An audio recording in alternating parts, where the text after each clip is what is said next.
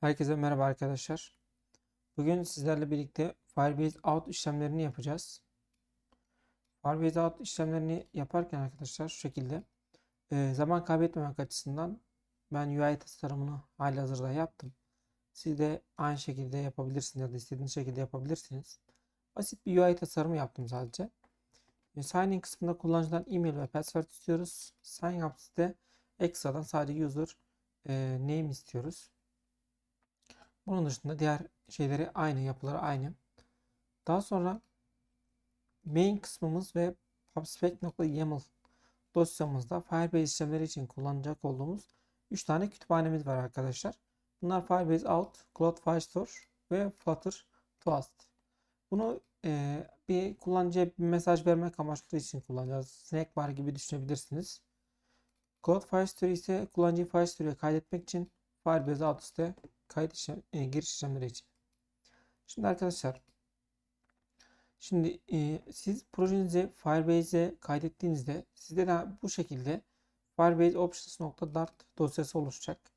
Bu dosya oluştuktan sonra Firebase işlemlerini yapabilirsiniz. Bunu nasıl yapacağız peki? Onu göstereyim.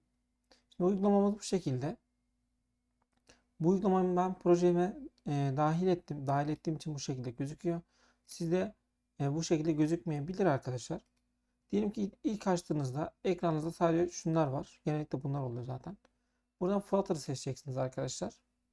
Burada eğer Flutter CLI ve Flutter SDK'lar kuruluysa Next deyin arkadaşlar. Burada ilgili bu kodu kopyalayın arkadaşlar. Kopyalanan bu kodu e, projemizdeki terminal kısmına yapıştırın arkadaşlar. Ben şu anda Enter'a basmayacağım, çalıştırmayacağım. Çünkü bende halihazırda Flutter Options dosyam var.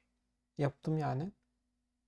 Daha sonra bu işlem bittikten sonra bu kodu aynı şekilde buradan kopyalayıp burada yapıştırıp enterlıyorsunuz arkadaşlar. Biraz bekledikten sonra sizlere bu Flutter Options klasörü oluşacaktır arkadaşlar. Bundan sonra next diyorsunuz arkadaşlar. Şimdi burada main.dart kısmında, yani şu kısımda kullanmamız gereken kodu bize gösteriyor. Bunu kopyala edebilirsiniz. Manuelde yazabilirsiniz. Bu tamamen size kalmış. Bu işlemi yaptıktan sonra Next'e basıp devam ediyorsunuz arkadaşlar. Sonra size de bu şekilde bir ekran açılacak. Şimdi burada bizim yapmak istediğimiz şey şu. İlk önce Firebase Out işlemleri yapacağız. Yani Authentication işlemlerini yapacağız.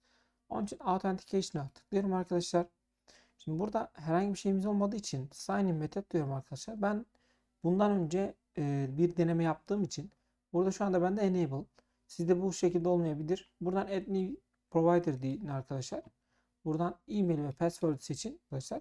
Tıkladığınız zaman önünüze şu şekilde bir pencere açılacak. Enable yapın ve Save'e basın arkadaşlar. Bu şekilde sizin de aktif olmuş olacaktır arkadaşlar. Şimdi buraya kadar tamam. Şimdi bundan sonra kullanıcı biz evet uygulamayı kullanıcıyı kaydetmiş olacağız. Ama aynı zamanda da kullanıcıyı Firestore'ya da kaydetmek istiyorum ben. Onu Firestore'ya yapınca devam edelim arkadaşlar oradan.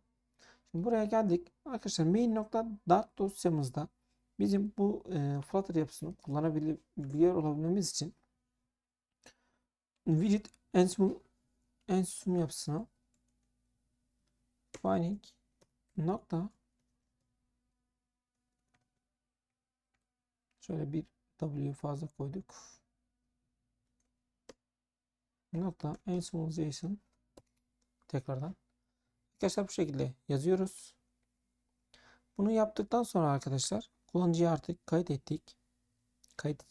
Kaydettik diyorum. Main uygulamayı start'a verebiliriz arkadaşlar.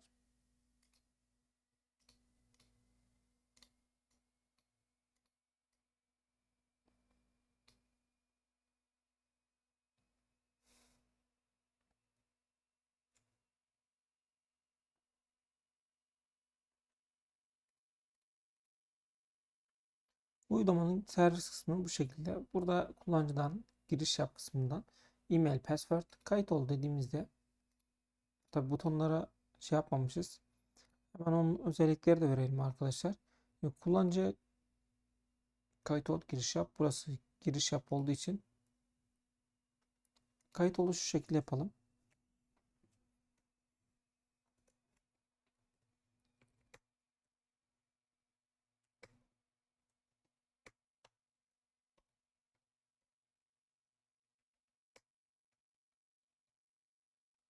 Nereye gidecek? Sign yap klasörüne gidecek.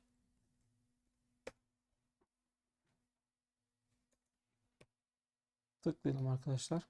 Evet, başarılı bir şekilde giriş yaptık. Burada hesabım var. Kısmına sign yap'a geldik arkadaşlar.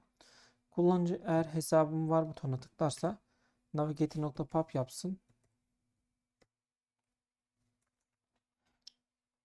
Bu sayede kapansın. Kayıt ol dediğinde ise bunları Firebase'e kayıt yapsın kendisine. Kullanıcı ilk açılı uygulamayı açtığında bu ekrana karşılaşacak. Buraya kadar her şey tamam arkadaşlar. Bu kısımda herhangi bir işlem yapmayacağız. Onun için bunları artık kapatıyorum. Main'de de işimiz bitti. Artık servis kısmına geliyoruz arkadaşlar. Auto Service isminde bir tane klasımız var arkadaşlar. Burada kullanıcıyı ilk önce kaydedeceğiz. Daha sonrasında sign in yapacağız. Şimdi kullanıcıyı ilk önce kaydedelim arkadaşlar.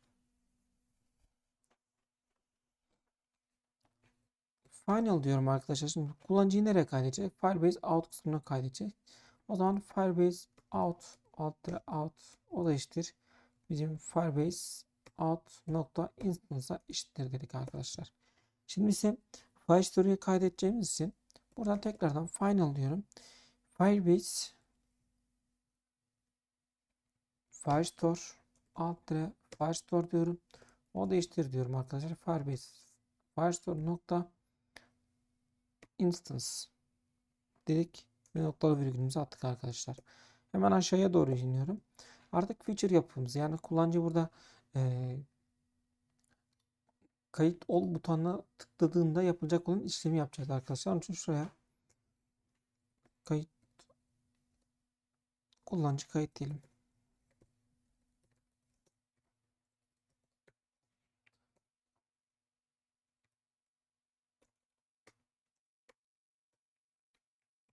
Kullanıcı kayıt dedik arkadaşlar. Feature diyorum. Geriye herhangi bir değer döndürmeyeceğimiz için void dedim arkadaşlar. Şimdi burada isim olarak e, sign yapacağımız için arkadaşlar sign yap olsun. Bu bizim bir asenkron yapımız olacak çünkü beklemeli işlemler yapacağız arkadaşlar. Peki biz kullanıcıyı sign up yaparken neler alacağız arkadaş isteyeceğiz kullanıcıdan? String username, string email, aynı şekilde string password. Biz kullanıcıdan bunları istiyoruz arkadaşlar. Şimdi bunu yazalım arkadaşlar. Diyorum ki evet diyorum. Bekle. Pardon. Bekleyecek ama o şekilde yapmayacağız. Bizim alt out nokta bizim out'umuz ne yapacak arkadaşlar? Yani Firebase out ne yapacak? Yeni bir kullanıcı oluşturacak. Onun için create user with email and password. Email ve password ile kayıt olsun dedik. Böyle noktalı virgülümüzü attık arkadaşlar. Şimdi bunu yaptık. Ama beklemesini istiyoruz arkadaşlar. Bu ne türde bir yapı? Out kısmı bizim hemen şöyle üstüne geldiğimizde user credential türünde bir yapımız. Onun için hemen şu şekilde yapalım arkadaşlar. User credential o değiştir. Evet. Bu şekilde beklesin arkadaşlar. Şöyle virgül atalım ki daha düzgün gözüksün arkadaşlar. Bu şekilde kullanıcıyı kaydetmiş oluruz arkadaşlar. Bunları bu şekilde yazmayacağız. Bunu try catch blokları arasında yazalım ki bir hatamız olduğunu görelim arkadaşlar.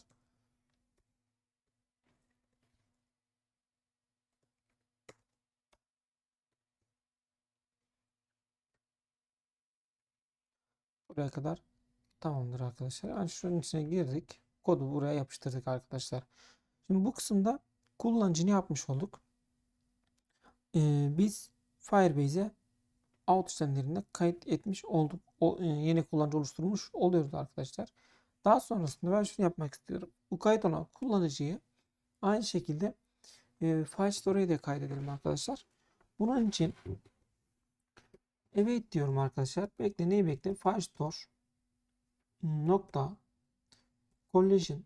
Şimdi bizim bir collision yapmamız yok arkadaşlar. Daha oluşturmadık. Onun için bu şekilde kalsın. İsminde user olsun. Nokta diyorum arkadaşlar. Document.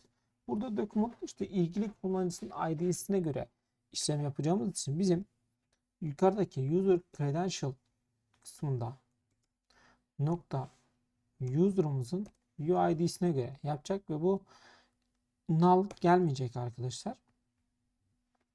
Nokta diyorum, set et. Neyi set edecek? Bu gördüğünüz gibi yukarıda da açıldı zaten. Map türünde bir yapı istiyor bizden. Hemen map yapısını oluşturalım arkadaşlar. Şuraya noktalı virgülümüzü atalım. Burada bizden mesela e, yazmamızı istiyor ama biz şu anda Firebase kısmında herhangi bir şey Firestore kısmında herhangi bir collision yapı oluşturmadığımız için şimdilik bu kısmı bu şekilde bırakıyorum arkadaşlar. Ve buradan kaldığımız yerden şöyle breakpoint kullanıyorum. Kaldığımız yerden şeye devam ediyoruz. Firebase'e geçiyoruz. Firebase'e geldiğimizde kullanıcıyı biz ne yapacağız arkadaşlar? İlk önce authentication işlemini. Bunu aktif ettik diye hatırlıyorum. Evet, bunu aktif etmişiz arkadaşlar. Daha sonra Firebase Firestore database'e giriyoruz ve bu şekilde geldik arkadaşlar. Burada bir collision yapısı oluşturmamızı istiyor bizden. İsmine ne demiştik arkadaşlar? User demişiz. Ben buraya user diyorum ve oluşturuyorum. Bir otomatik ID almasını istiyorum. Şimdi ben kullanıcıdan ne istiyorum? Username istiyorum. Başka email. Başka bir de password. Save diyorum. Kaydet diyorum. Gördüğünüz gibi bizim kullanıcıdan istemiş olduğumuz veriler bu şekilde gördü. Biz bunu kullanacağız arkadaşlar. Geliyorum uygulamamıza. Set yapısının içerisine tekrardan giriyorum. İçerisinde tırnak işareti yerine hemen buradaki e-mail'i alıyorum arkadaşlar. E-mail diyorum. Karşılığı bizde ne arkadaşlar? E-mail. Daha sonra aşağı iniyorum. Sırada ne var? Password var. Geldim. Password dedim. Bizdeki karşılığı nedir arkadaşlar? Password. Aynısını yazdım. Aşağıya indim. Buradaki isteğimiz ne? Bir tane kullanıcı adı istemişiz. Username. Tamam. Bizdeki karşılığı ne? Yine username arkadaşlar. Şöyle virgülümüzü atalım ki düzgün dursun. Bunları bu şekilde dedik ki set et dedik. Daha sonrasında eğer işlem başarılıysa bize bir mesaj döndürsün. Snack bar gibi bir yapı çıkartırsın arkadaşlar. Evet diyorum. Burada e, daha önce biraz önce import etmiş olduğumuz Flutter Toast'ı kullanacağız arkadaşlar. Flutter Toast dedik arkadaşlar. Nokta show Toast. Mesaj kısmında kayıt başarılı.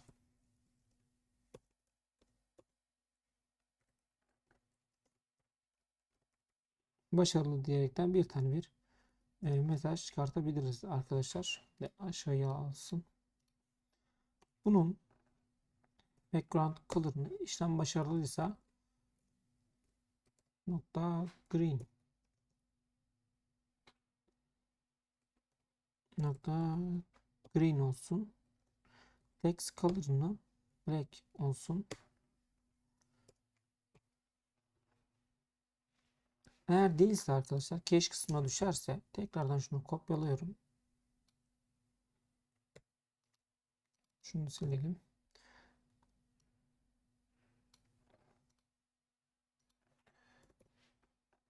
Kayıt başarısız.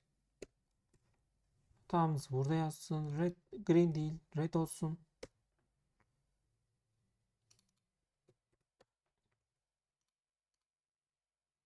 Yani kırmızının üstüne white değil, bu da white olsun arkadaşlar. Geliyoruz uygulamamıza. Şu anda daha herhangi bir yere bağlamadığımız için bu sen yaptı. Sen yap sayfasını açıyoruz arkadaşlar. servisimizin ismini kopyalıyoruz arkadaşlar bu kısımda. Sen yap sayfasına geldiğimizde out services, out service o değiştir. Bizim out services'imize eşittir dedik arkadaşlar. Şuraya final atmamız gerekiyor. Bizim kullanıcıyı kayıt işlemini yapacağız. Hesabım var. Yani şu buton. Biz bunun işe vereceğiz. Buna geldiğimizde arkadaşlar artık biz bu kısımda kullanıcıyı uygulama içerisine kayıt yapmış olacağız. Services nokta dedik arkadaşlar. Yapacak olduğumuz işlem ne? Sign up işlemi kaydedeceğiz. Username kısmında user controller nokta text vermiş olacağız. Email kısmında email controller nokta text vermiş olacağız. Password ise password controller nokta text vermiş olacağız arkadaşlar. Şu şekilde şuraya da virgül atalım. Password controller nokta text. Daha düzgün gözükmesi için yapıyorum arkadaşlar. Şimdi burada şimdi kayıt işlemi yapsın. Ondan sonra da ilgili sayfaya push yapsın arkadaşlar. O zaman biz burada bekleme işlemi yapacağımız için asenkron yapımız olacak. Hemen bu kısma bir adet await atıyoruz arkadaşlar. Bu bittikten sonra ne olsun arkadaşlar? Navigator nokta push. Nereye gidecek arkadaşlar bu? Şimdi kayıt işlemi olduğuna göre kullanıcı sign in'e dönmüş olacak.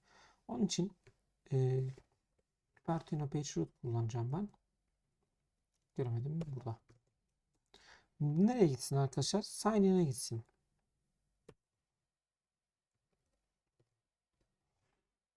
Sign in sayfasına gitsin. İşlem başarılıysa tabi bu da bu daha sonrasında gitsin ama giderken de bu controller'ları temizlesin arkadaşlar. Onun için user controller nokta clear diyoruz. Şu şekilde kopyalayalım. Email password. Bu şekilde işlem bittikten sonra ise gitsin arkadaşlar. Bakalım, deneyelim.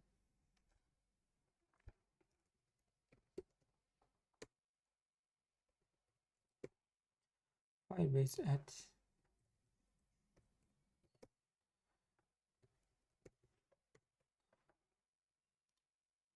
bilgileri yazdık. Şu e-maili kopyalayalım. Kayıt ol dedik arkadaşlar. Uygulama bizi attı. Tekrardan canlandıralım. Out service'e geliyoruz arkadaşlar. Breakpoint'i kaldıralım. Email password username. Bir hatamız var mı diye bakıyorum arkadaşlar. Kayıt olsun. Kullanıcı deneme olsun. Deneme @gmail.com Denemeyimiz 1. Eğer bu sefer de atarsa kodları bir inceleyelim. Bekledi. Kayıt başarılı dedi. Snack barım çıktı arkadaşlar. Şimdi ise kullanıcının e-mail neydi? Deneme ile başlıyordu ama. Hemen buradan Firebase kısmına gelelim arkadaşlar. Buraya gelmiş zaten bizim kullanıcımız. Kendisini kaydetmiş gördüğünüz gibi. Kopyaladık. Giriş yapacağız ama şu anda giriş yapamayız. Sign in kısmını yapamayız. Çünkü onlarla alakalı fonksiyonumuzu yapmadık. Authentication kısmına geldiğimizde gördüğünüz gibi deneme9@gmail.com hesabı gelmiş oldu arkadaşlar. Şimdi aşağıya iniyoruz arkadaşlar. Şimdi sign up yaptık. Artık kayıtlı kullanıcının giriş yapalım. Giriş işlemlerini yapalım. Buraya kullanıcı giriş.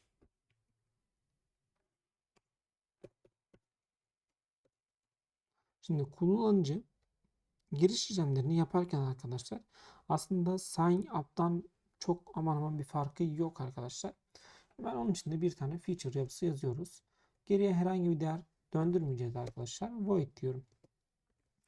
Sign in işlemi yapacağımız için yine burada da kullanıcıdan biz şimdi kayıt yapacağız ya giriş yapacağımız için e-mail ve password isteyeceğiz. Bunları isteyelim hemen arkadaşlar. String diyorum.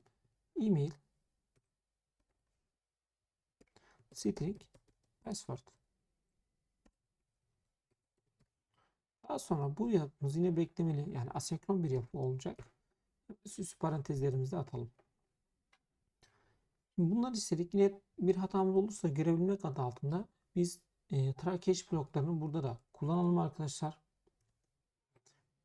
Try catch diyorum arkadaşlar. Eğer bir hatamız varsa buraya kadar bu işlem tamam arkadaşlar. Şimdi try'in içerisine giriyorum arkadaşlar. Bu yapının içerisine. Şimdi biz kullanıcıdan ne istedik arkadaşlar? Yani kayıtlı kullanıcımız neydi bizim? Firebase out'tu. Out nokta diyorum. Artık biz yeni bir kullanıcı oluşturmayacağız. Var olan kullanıcıya giriş yapacağız. Onun için sign in with email and password diyoruz arkadaşlar. Yani kayıtlı kullanıcıya giriş yapacağız. Noktalı virgülümüzü atıp şuraya da virgül atalım ki düzgün gözüksün. Şimdi bu yapımızda bizim yine kontrol yapabilmemiz için gördüğünüz gibi feature yapısı user credential türündeymiş. Ve user credential yapısını kopyaladım arkadaşlar. Geliyorum buraya. Yapıştırdık. User credential o değiştir. Await atıyoruz. User credential dedik. Daha sonrasında bu işlemden sonra buraya bir koşul atalım arkadaşlar.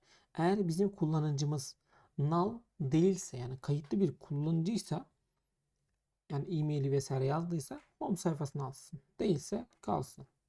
Onun için if diyorum. Eğer diyorum bizim current user current user nereden çıktı?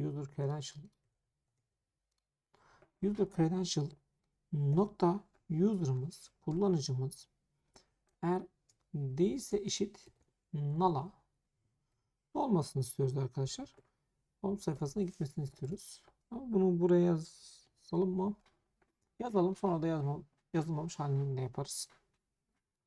Gitsin diyoruz. Ne olsun? Daha sonra navigator nokta push remove util. Yani accept'ten kendisini silsin diyoruz arkadaşlar. Gidecek olduğu alan şu şekilde Kubernetes page root kullanıyorum ben arkadaşlar. Şimdi buradan nereye gitsin dedik? Home sayfasına giriş yapsın dedik. Home page'e yönlendirmesini ise false olarak ayarlayalım. Şu konteks kısmında bizde hata veriyor arkadaşlar. Normaldir. Herhangi bir konteksi olmadığı için hata veriyor. Bu sorunu çözmek için ise buraya gelin arkadaşlar. Bu ilk konteks değil. Sorun çözülmüş olacaktır. Buraya kadar işlem tamam arkadaşlar. Şimdi burada da aynı şekilde kullanıcı eğer hatalı bir işlem yaptıysa ya da düzgün bir işlem yaptıysa yine biz burada yapmış olduğumuz, yukarıda yapmış olduğumuz gibi şu Flutter Toast'ı kopyalıyorum arkadaşlar. Burada bunu yazıyorum. Kayıt başarılı değil. Artık giriş başarılı diyoruz arkadaşlar. Şimdi sign in'de geldik arkadaşlar. Sign in servisinin yazmış olduğumuz feature'ın ismi sign in'di. Bunu artık sign in klasörüne giriyoruz arkadaşlar.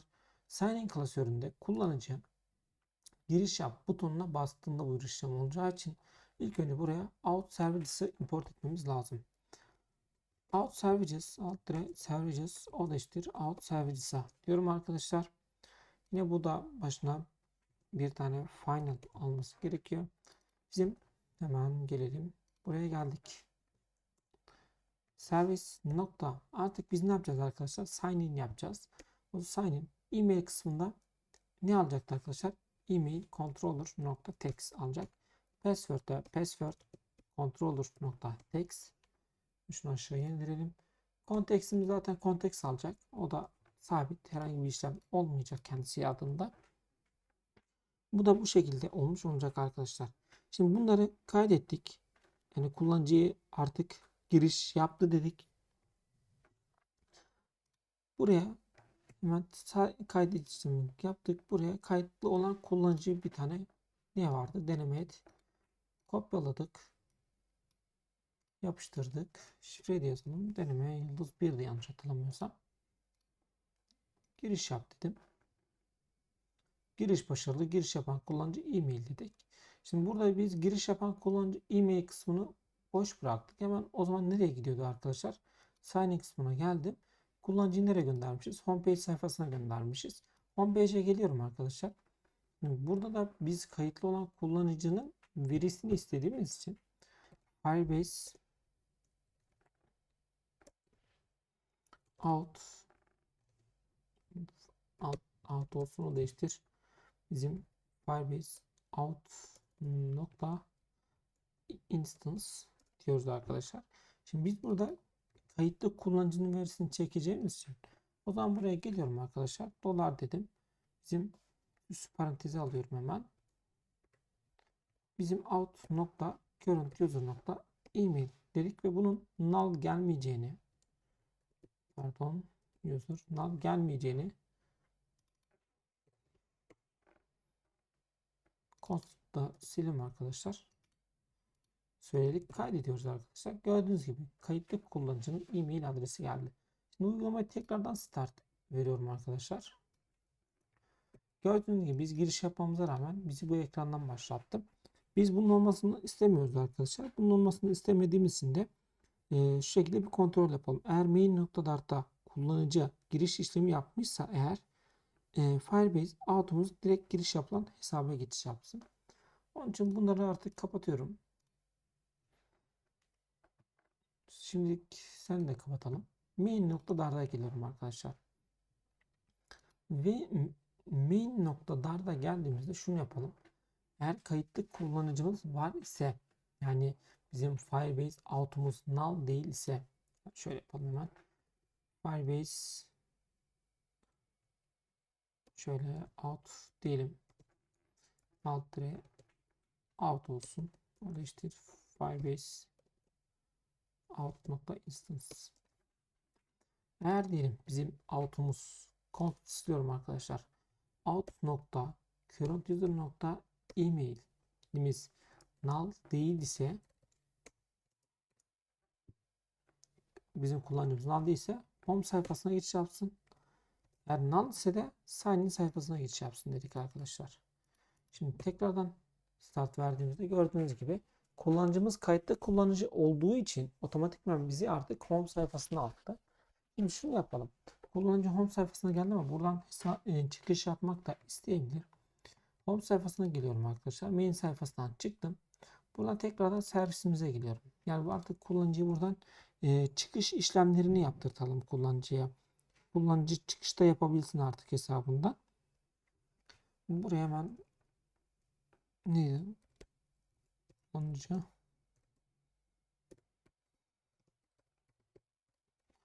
Kullanıcı çıkış işlemleri dedik arkadaşlar.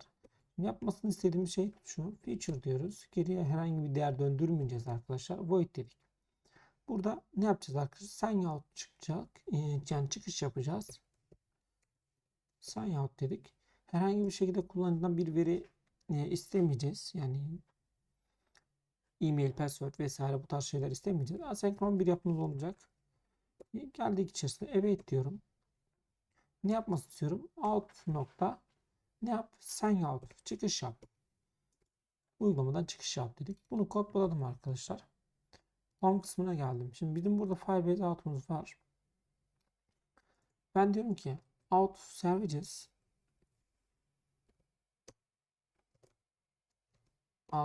o da eşittir out services dedik. Bizim yani kullanıcı buna bastığında out services nokta sign out olsun dedik. Pardon, yanlış yaptım.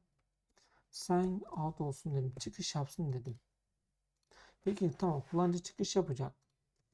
Yine şuraya asenkron yapı ekleyelim. Kullanıcı çıkış yapacak. Daha sonra ne yapmasını istiyoruz? Bu kullanıcı tekrardan sign in sayfasına geri dönsün diyoruz arkadaşlar. Tekrardan buradan navigator nokta artık backstep'ten silsin. Burada Arduino page root diyorum. Nereye gidecek? Sign in sayfasına geri gidecek. Sign in gidecek. Kendisini backstep'lerini silsin. Root false diyorum arkadaşlar. Noktalı virgülümüzü attık. Hemen kodu düzenleyelim. Sağ tarafımı alıyorum. Kaydettim arkadaşlar. Şimdi buraya bastığımızda artık kullanıcı çıkış yapacak. Şu şekilde bir start verelim ilk önce. Null çekici operator. Nereye null vermişiz? Bakalım. Main nokta dart'ta diyor. Constant kaldıralım. Bir hata verdi. Page'e gelelim.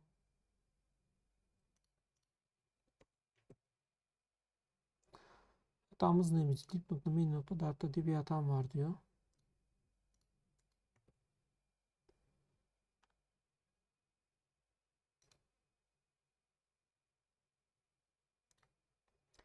Hatayı bulmaya çalışıyorum arkadaşlar. Burası null gelebilir arkadaşlar. Normaldir. Main noktada aradığımız kullanıcı null da gelebilir. Bunu aktif ettik arkadaşlar. Null save kısmını. Şimdi giriş yapalım tekrardan. Kullanıcı e-mailimiz bu değil. Neydi kullanıcı e-mailimiz? Deneme etti. Kopyaladık. Yapıştırdık. Şifremiz deneme yıldız 1'de. Giriş yap dedik. Giriş başarılı. Kullanıcı adı burada yazıyor. Daha sonra çıkış yap diyorum. Çıkış yaptık arkadaşlar. Tekrardan uygulamayı start ettiğimizde peki ne olacak şimdi?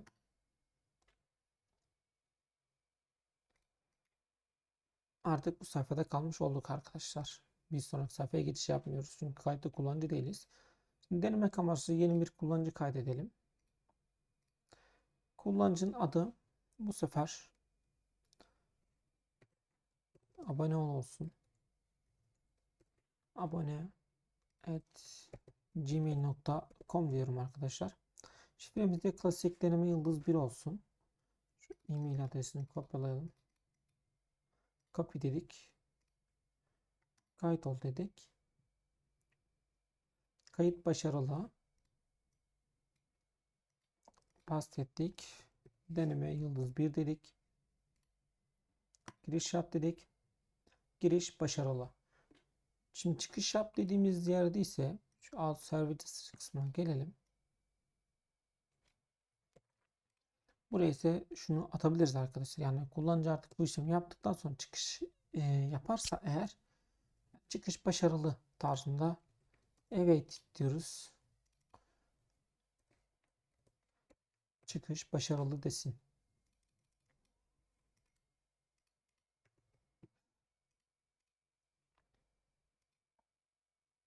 Gördüğünüz gibi çıkış başarılı demiş oldu. Arkadaşlar Flutter Firebase ile alakalı kullanıcı kaydetme işlemleri, Firestore'ya kaydetme işlemleri bu şekildeydi. Hemen şuradan kontrol edelim. Resultlayalım. Gördüğünüz gibi abone ol @gmail.com gelmiş oldu. Şimdi Firestore'ya geliyoruz arkadaşlar. Gördüğünüz gibi abone ol ve bizim yapmış olduğumuz deneme@gmail.com. Yani verilerimiz kayıt işlemleri, giriş ve çıkış işlemleri şu anda başarılı bir şekilde devam ediyor arkadaşlar. Herkese iyi kodlamalar diliyorum. Bir sonraki videoda görüşmek üzere. Hoşça kalın arkadaşlar.